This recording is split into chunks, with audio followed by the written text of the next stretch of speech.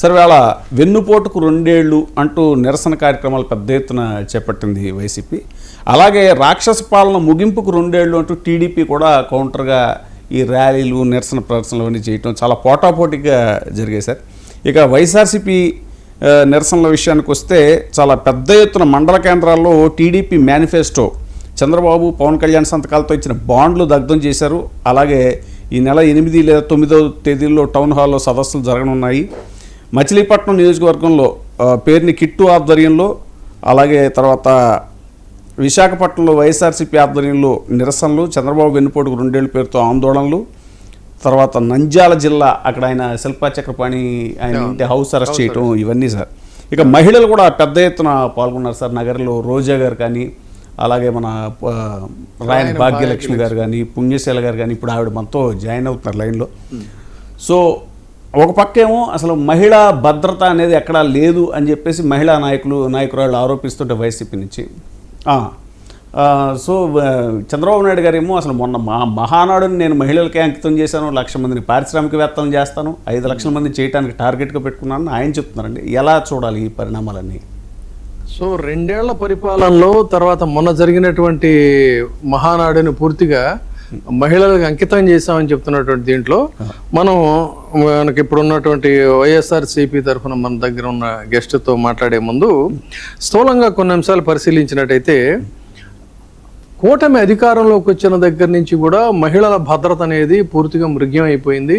వాళ్ళు పదే అనేక అంశాల మీద కూడా మాట్లాడుతున్నా కూడా అసలు దాని గురించి స్పందన లేదంటే బాలికని అదృశ్యం అయిపోయింది, లేకపోతే ఫలానా చెరువులో మునిగిపోయింది, ఇంత దారుణాలు జరిగిన సభ్య సమాజం అంతా కూడా ఔరా అనిపించినా కూడా అసలు మాకు సంబంధం లేదు, ఇది ఈ రాష్ట్రంలో జరిగిన అంశం కాదన్నట్టుగా ప్రవర్తించటం, అదంతా కూడా చూసి అక్కడి నుంచి మొదలు పెడితే కేవలం అసలు ఒక్క సంవత్సరం తీసుకుందాం. 2024లో ఇది మనం చెప్తుంది కాదు, మన దగ్గర ఇక్కడ ఉన్నటువంటి ఎన్సీఆర్బి గణాంకాలు కనుక తీసుకున్నట్లయితే ఆంధ్రప్రదేశ్లో 19,952 కేసులు నమోదయ్యాయి. ఈ 1952 కేసులు అంటే ఇక్కడ చెప్పాలంటే సగటున రోజుకి 54 కేసులు మహిళలకు సంబంధించినటువంటి అట్రాసిటీస్ అగైనెస్ట్ ద ఉమెన్, రోజుకి 54 కేసులు నమోదవుతున్నటువంటి పరిస్థితి. ఇలాంటి పరిస్థితుల్లో మరి చూసుకుంటే ఒకవైపు డౌరీ గృహహింస కేసులు చూస్తే 14% పెరిగాయి. అంటే మహిళ గృహహింస కానీ, వరకట్న వేధింపులు కానీ, లేకపోతే ఆనర్ వాళ్ళ యొక్క గౌరవానికి భంగం కలిగించడం, మానానికి, ఇలాంటి కేసులన్నీ కూడా.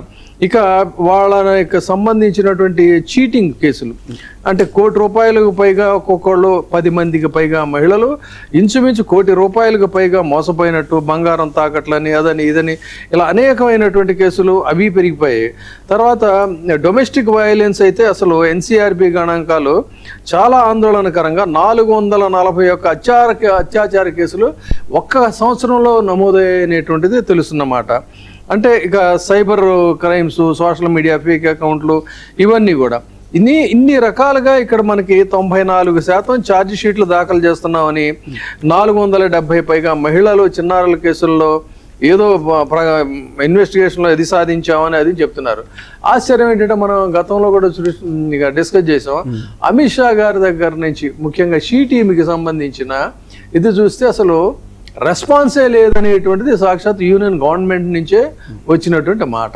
ఇంత దారుణంగా మహిళల పట్ల ఇంత దారుణమైనటువంటి అసలు భద్రత అనేది గాలికి వదిలేసినటువంటి పరిస్థితుల్లో మరి 2 ఏళ్లలో మేము ఇది చేసాం, అది చేసాం, మహిళలకు అంకితం చేసాం అని చెప్తున్నటువంటి మాటలో మరి దీని గురించి మనతో పాటు ఉన్నటువంటి గెస్ట్ లైవ్ లో జాయిన్ అవుతున్నారు బండి పుణ్యశీల గారు, వైఎస్ఆర్సీపీ అధికార ప్రతినిధి. మేడం నమస్తే అండి.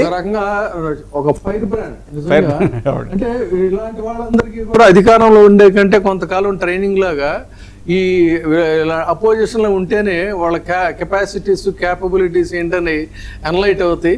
కాబట్టి మంచి భాష, అంతేకాకుండా